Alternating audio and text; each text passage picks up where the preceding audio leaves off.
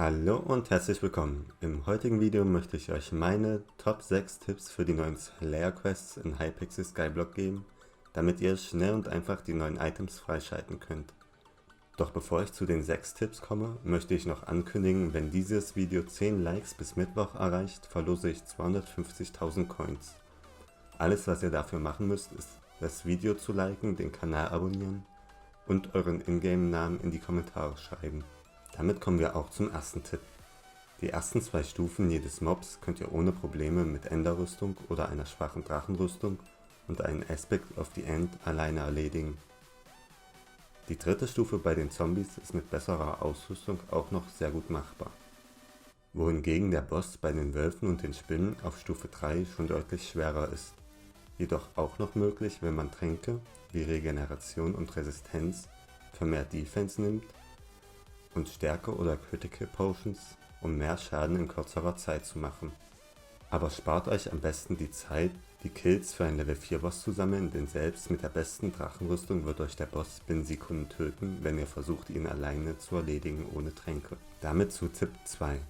Passt auf, wo ihr den letzten Mob killt, bevor er den Boss spawnt. Besonders bei den Spinnen und den Wölfen kann es passieren, dass der Boss ins Nichts fällt und dann ist der Quest gescheitert. Bei dem Zombie-Boss ist es eher unwahrscheinlich, dass er ins Nichts fällt.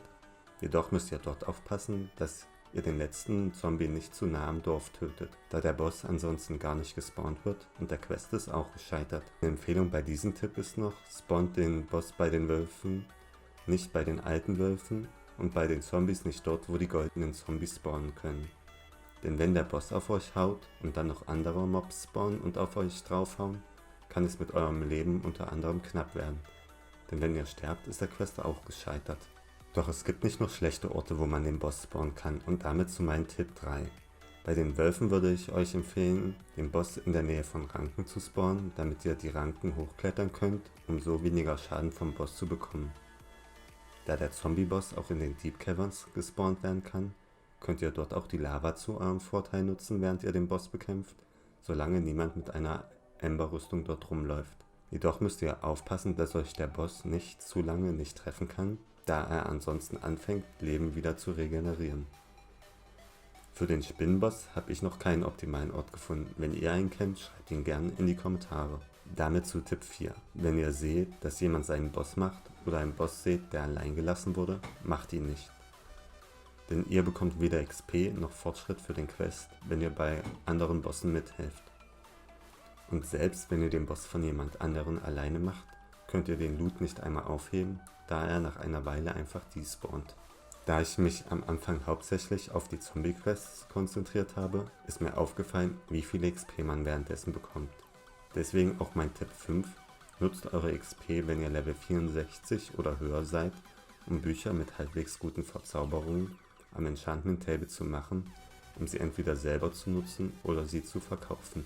Verkaufen ist auch das richtige Stichwort für meinen 6. und letzten Tipp. Wenn ihr gerade Geld braucht, besonders nun nach dem Magma Minion Nerf, verkauft die Items der neuen Mobs, solange sie noch viel Geld bringen.